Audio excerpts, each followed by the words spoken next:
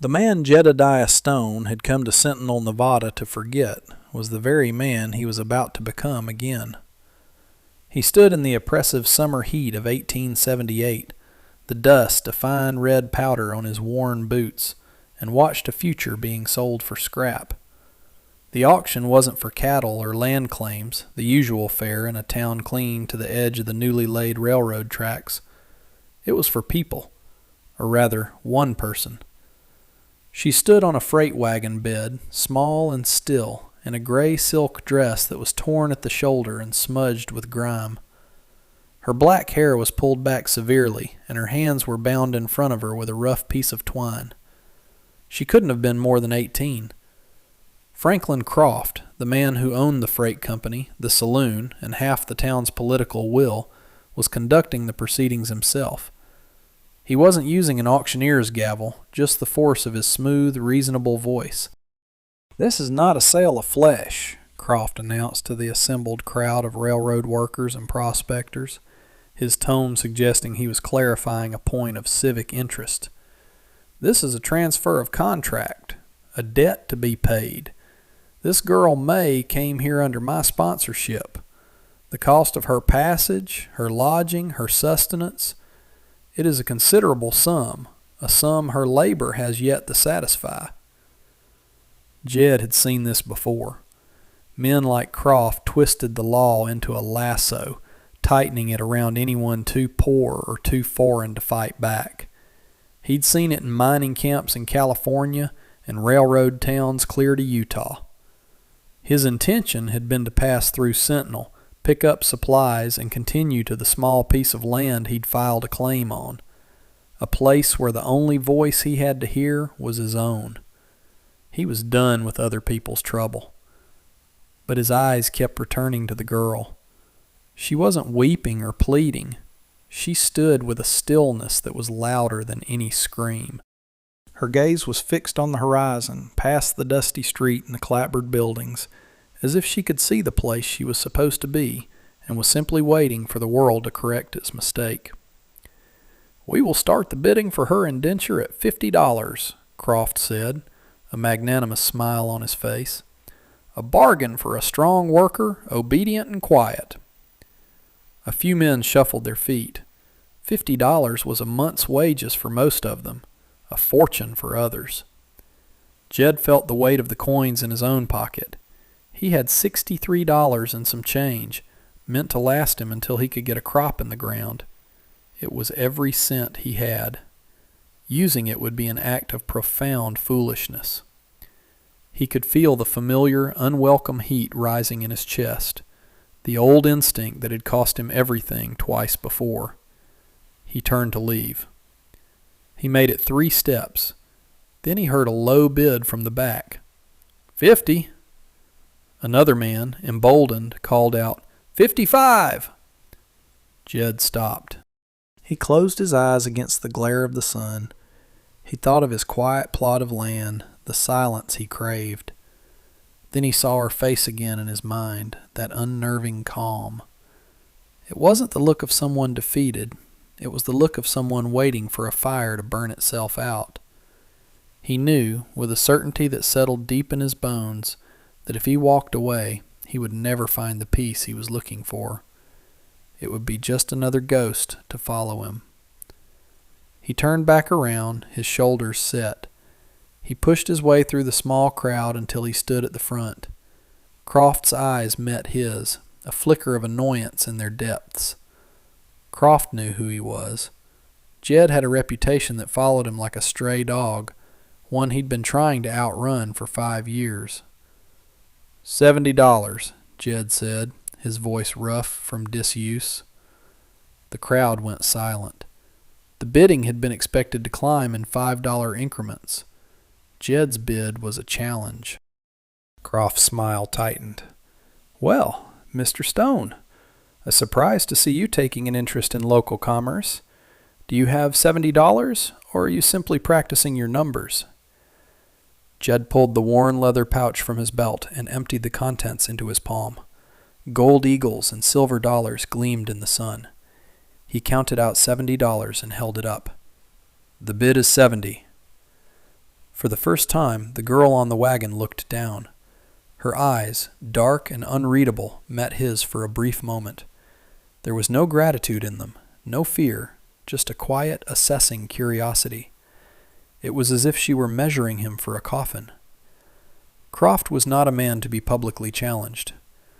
"A spirited bid," he said, his voice dangerously soft, "but perhaps not the last.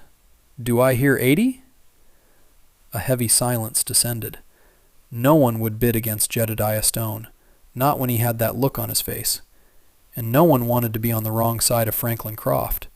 The town was caught between two unwelcome forces. "70 is the bid," Jed repeated, his voice low and flat. "Are you taking it or not?" Croft's gaze was cold steel. He had wanted to make an example of the girl, to show what happened when his investments didn't pay. Jed had not only interfered, he had turned Croft's display of power into a public negotiation, diminishing him. "Sold," Croft snapped, the word like a crack of a whip, to the man with more money than sense. He gestured to one of his men, who climbed onto the wagon and cut the twine binding the girl's wrists. She rubbed her chafed skin but did not move. She waited. Jed walked forward and dropped the coins into Croft's outstretched hand. "The contract," Jed said. Croft sneered. He pulled a folded paper from his coat pocket and thrust it at Jed. "Enjoy your purchase, Stone. You'll find she's more trouble than she's worth." Jed ignored him. He looked up at the girl. "Come on," he said, his voice softer than he intended. She hesitated for a moment, her eyes scanning his face. Then she gathered the tattered fabric of her gray dress and gracefully, carefully climbed down from the wagon. She stood before him, small enough that the top of her head barely reached his shoulder. She did not speak. She simply stood, waiting for his next command. He had bought her contract, and now, in the eyes of this town and the law Croft manipulated, he owned her. The realization landed like a stone in his gut. He had not freed her. He had only changed her master. He led her away from the gawking crowd, his horse's reins in one hand.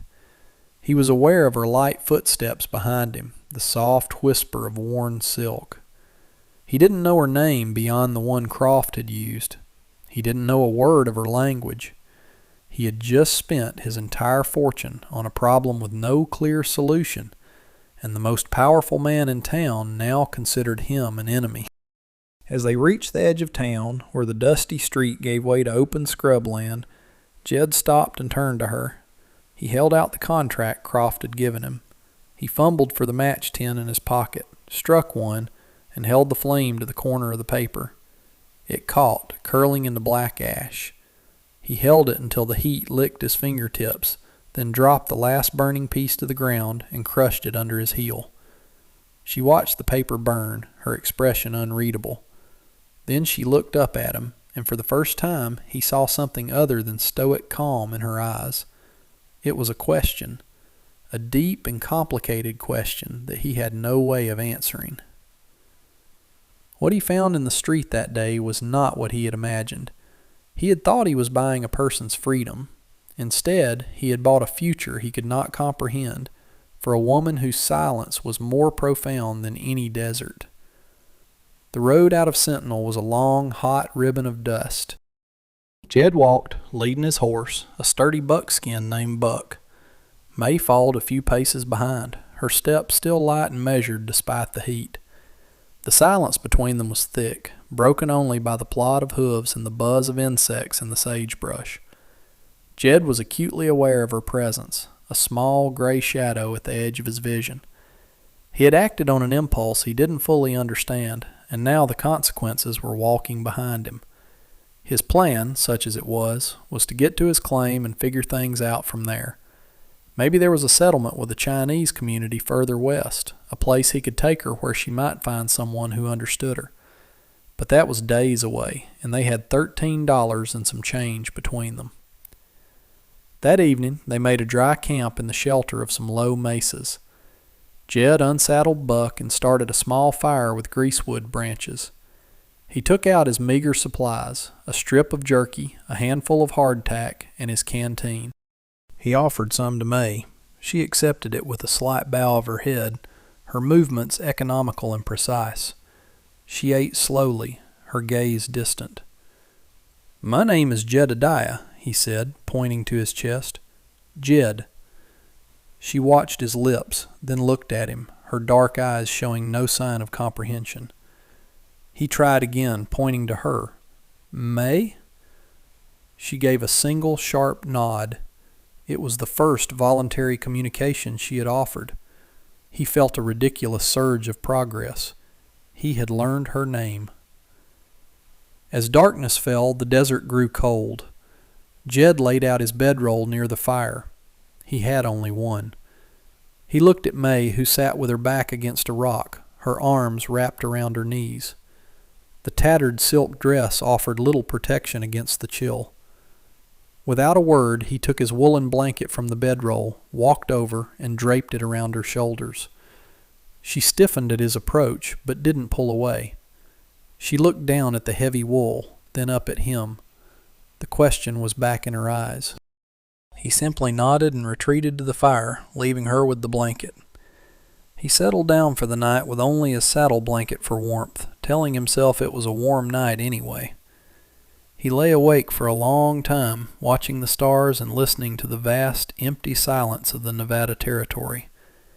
He was a man who had sought solitude, and yet he had never felt more responsible for another human being in his life. The next day, trouble found them. Jed had seen the dust cloud in the distance for the better part of an hour, resolving into 3 riders coming up their back trail at a steady clip. They weren't riding like men in a hurry, but like men who knew their quarry was on foot.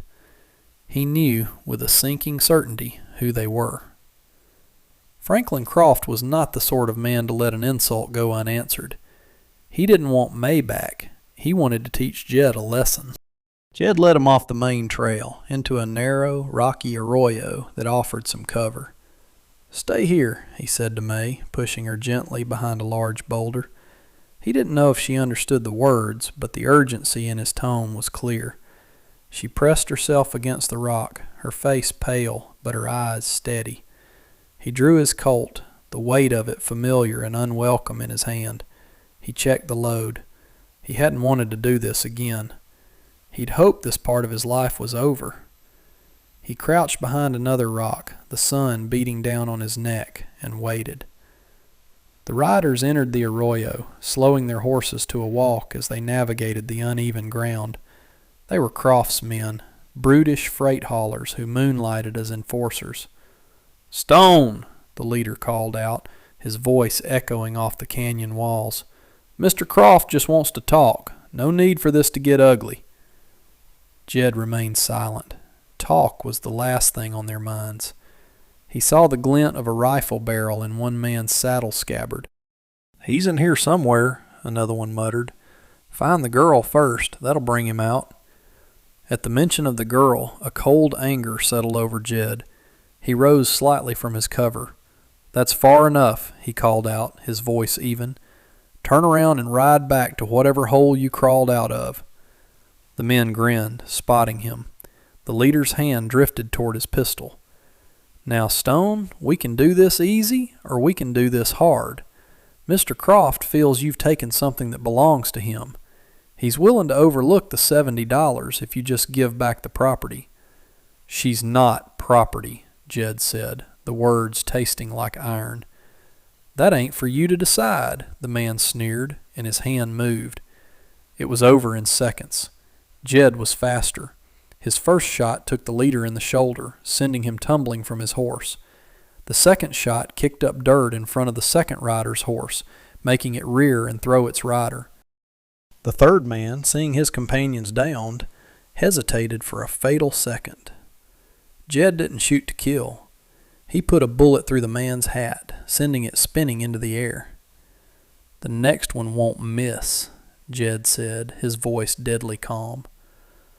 The man who had been thrown scrambled to his feet. The one with the shot hat stared at Jed, his face white. The leader was groaning on the ground, clutching his arm. They had heard stories about Jedediah Stone, but they hadn't truly believed them. Now they did. Without another word, the two able-bodied men grabbed the reins of their horses, hauled their injured companion onto his saddle, and galloped away, leaving a cloud of dust in their wake. Jed kept his gun trained on the mouth of the arroyo until they were long gone. The adrenaline drained away, leaving him feeling tired and old. He holstered his pistol and turned. May was standing where he had left her. She was holding a rock, a heavy, sharp-edged one, clutched in both hands. She had been ready to fight. Her knuckles were white. Seeing that he was safe, she slowly lowered the rock and let it drop to the ground. She walked over to him, her eyes searching his face, then glancing at his side. He hadn't even realized he'd been hit. A bullet had grazed his left arm, tearing his sleeve and leaving a bloody furrow. It was nothing serious, but it was bleeding freely. Before he could react, she reached out and gently took his arm.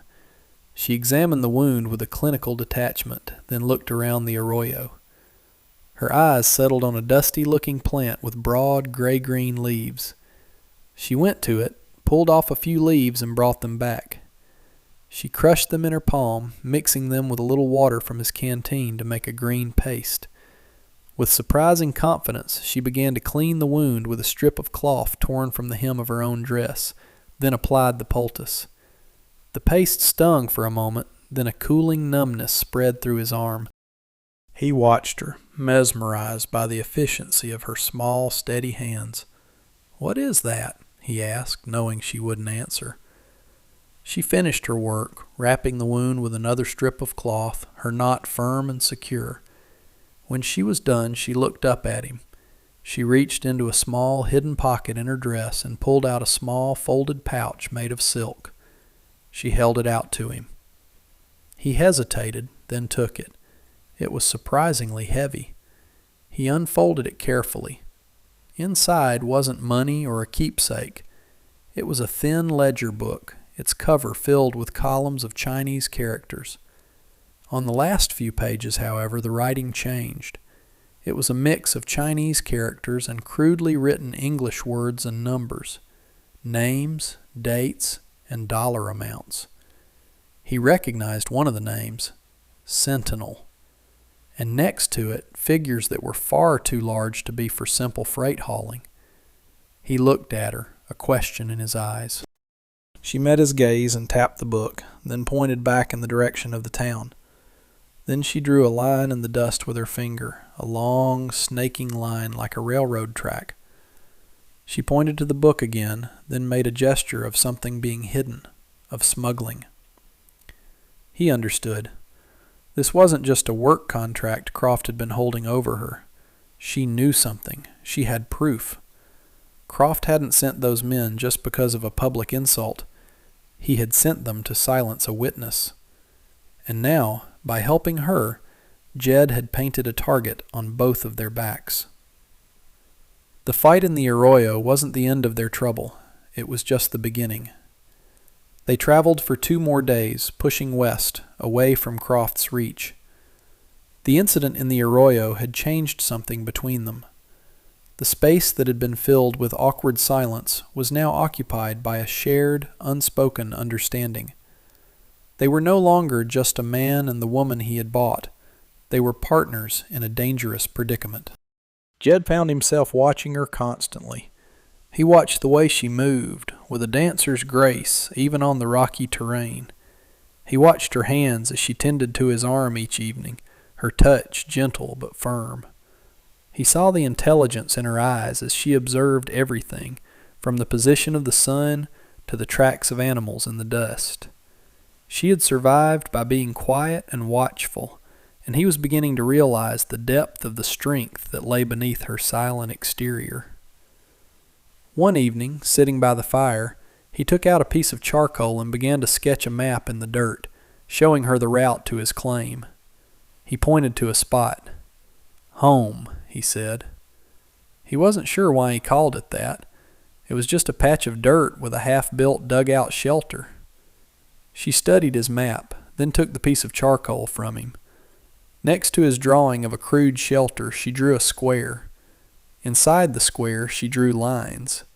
A garden. Then she pointed to herself, then to the drawing of the garden. "You're a farmer?" he asked, surprised. She nodded, a small, almost imperceptible smile touching her lips for the first time. It transformed her face, softening the stoic mask she wore. He felt his breath catch in his throat. She then took his hand, the one that wasn't injured, and turned it over, tracing the calluses on his palm with her finger. She looked from his hand to his face, her expression serious. She was telling him she understood work. She was telling him she was not a burden. In that quiet moment, under a blanket of stars, Jed felt a connection deeper than any he had ever known, forged without a single shared word. He looked at the ledger book lying beside his bedroll. He knew they couldn't just run. Croft was a cancer, and men like him didn't stop. Sooner or later, his reach would find them. The ledger was their only weapon. He made a decision. The next town of any size was a place called Argenta, another 2 days' walk. It had a telegraph office, and, if he remembered right, a U.S. Marshal who patrolled the territory. It was a risk. Walking into a town with a price on his head, even an unofficial one, was a fool's game. But hiding and running was a worse one. He pointed on his dirt map to the spot he marked as Argenta. He then drew a crude star, his symbol for a lawman's badge. He looked at her, raising an eyebrow in question. May studied the map, her brow furrowed in concentration. She looked at the ledger, then at him. She understood the risk. To bring that book to the law meant exposing themselves. It meant trusting strangers in a strange land. After a long moment, she gave a firm, decisive nod. They would face it together. The private honesty of that shared decision settled between them, more binding than any vow. He had started this journey to find solitude, to be left alone.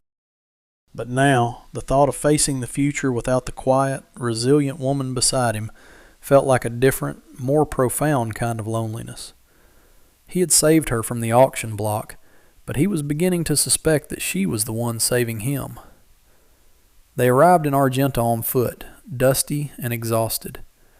The town was larger than Sentinel, a bustling hub for the silver mines in the surrounding hills. Jed felt the familiar prickle on his neck as people turned to stare. A rough-looking man leading a Chinese woman in a tattered dress was bound to draw attention. He kept his hand away from his gun, his expression neutral, and led them straight to the marshal's office. Marshal Thompson was a stout man with a weary face and intelligent eyes. He looked from Jed's worn gun belt to May's silent form and sighed, as if their mere presence had already added a week's worth of paperwork to his desk. "What can I do for you?" he asked, his tone not entirely welcoming. "I have information about the operations of a man named Franklin Croft in Sentinel," Jed said, getting straight to the point. He placed the silk-wrapped ledger on the marshal's desk. "This woman is the witness. He was holding her on a fraudulent indenture contract." Thompson opened the ledger. He couldn't read the Chinese characters, but he understood the English names and the numbers that followed. His eyes narrowed as he flipped through the pages. Smuggling, illegal tariffs, and what looked like a system of forced labor. "This is a mighty big accusation," Thompson said, looking up at Jed. "And you are Jedediah Stone. Thought you'd dropped off the face of the earth." "I've been trying," Jed replied grimly. "Croft has friends, important ones with the railroad," the marshal warned. "This book alone might not be enough. They'll say it's a forgery. They'll discredit your witness. They'll say you have a grudge." "She can testify to what she saw," Jed said. Thompson looked at May. "Can she? Does she speak English?" Jed's stomach tightened. "No." The marshal leaned back in his chair, the leather creaking. "Then it's her word. which she can't speak, and your word, which most folks in this territory wouldn't take for a plugged nickel. Croft will bury you both in legal fees and hired guns before this ever sees a courtroom." It was the truth, and Jed knew it. He had been naive to think it would be so simple. A wave of despair washed over him. He had brought her all this way, only to run into a wall of law that was built to protect men like Croft. May, who had been watching the exchange intently, seemed to sense the shift in the room. She stepped forward and touched the ledger book. She then pointed to a specific name listed alongside a date and a shipment number. She turned to the marshal and spoke, her voice quiet but clear, the first words Jed had ever heard her say in English. "Ask telegraph. Gold shipment. This date. Wrong manifest." Jed stared at her, stunned. The marshal's eyebrows shot up. Her accent was heavy, the words broken, but the meaning was unmistakable. "You speak English," Jed said, feeling like a fool. She looked at him, a flicker of something, apology perhaps, in her eyes. "Little bit. Listen. Learn." Marshal Thompson leaned forward, his weariness replaced by a sharp interest. He understood immediately. The ledger wasn't just an accusation, it was a key. If the official telegraph records of the railroad shipments didn't match Croft's private ledger, it was hard proof of smuggling. It was the kind of evidence that even Croft's powerful friends couldn't ignore. "I can wire the central office in Carson City," Thompson said, a slow grin spreading across his face.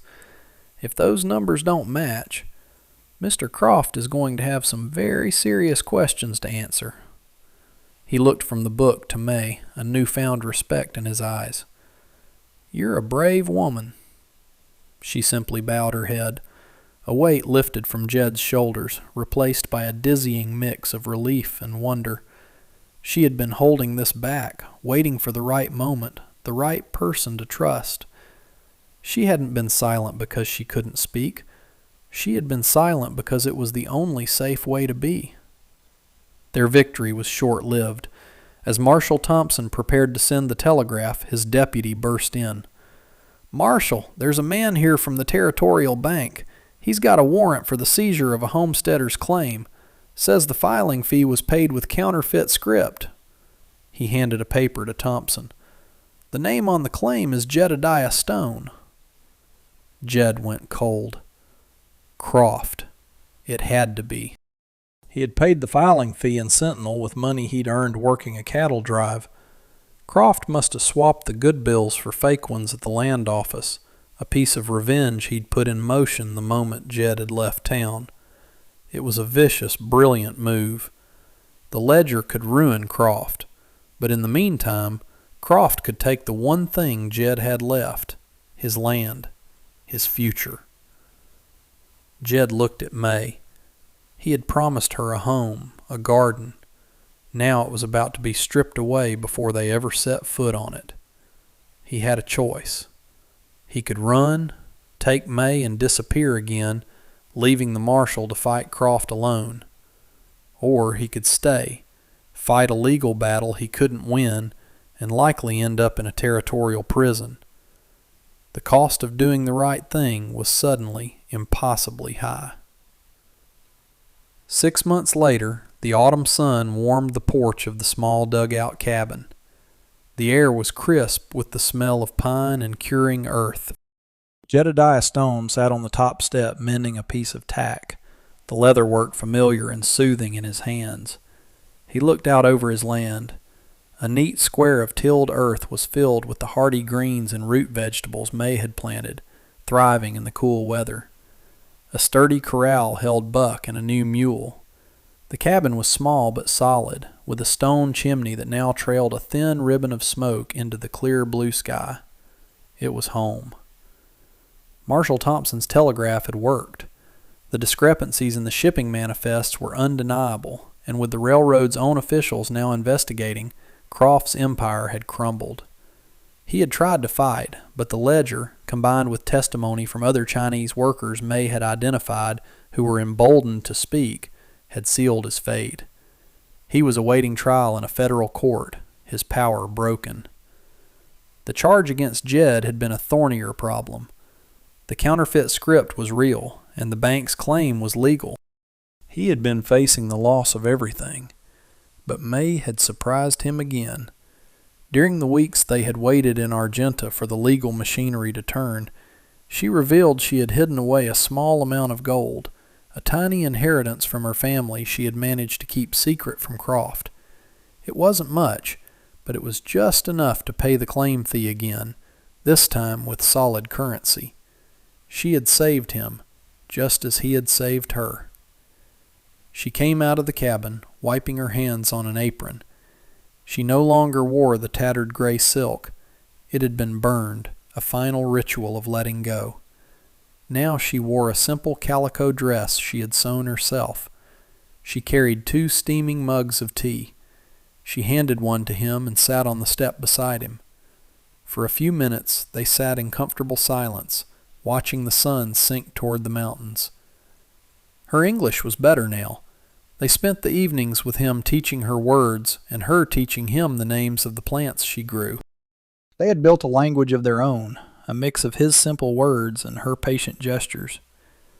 "The fence is strong," she said, looking toward the new corral. "You planned it well," he replied. "I would have just put up posts. You knew to brace it against the wind." She smiled. It was a thing he saw often now. "My father built walls in our village. He said a wall must understand the wind." He looked at her, at the quiet strength in her profile, the intelligence that shone in her dark eyes. He had left Sentinel with a woman he thought he had rescued. He had come to realize that they had rescued each other. He had been a man running from his past, seeking an empty piece of land. She had shown him that a home wasn't about the land. It was about the person you shared it with. He reached into his pocket and pulled out a small object. It wasn't a ring. He didn't have the money for such things, and he sensed she wouldn't care for it anyway.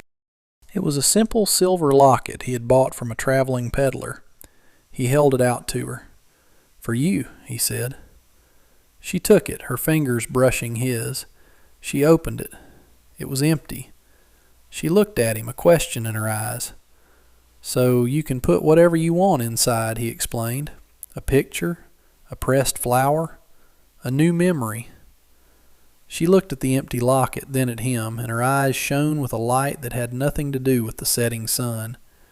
She didn't need a memento of the past to put inside. The future was here, sitting right beside her. She leaned over and gently kissed his cheek, a touch as light as a moth's wing. It was a promise, an answer, and a beginning all at once. Jed felt something loosen in his chest, a knot of old loneliness he hadn't even known he was carrying. He had spent years believing that his life was defined by the gun on his hip and the ghosts at his back. But sitting here on a porch he had built with his own hands, next to a woman who had shown him the meaning of courage, he finally understood. A man's life isn't about what he runs from. It's about what he chooses to build. And together, they had built a home. And that brings us to the end of this one. If you stayed with me all the way through, thank you. Stories like this one only get told because folks like you sit down and listen. If you liked what you heard, go ahead and hit that like button. And if you want more stories from the old frontier, subscribe so you don't miss the next one. Until then, take care of yourself, and thanks again for being here.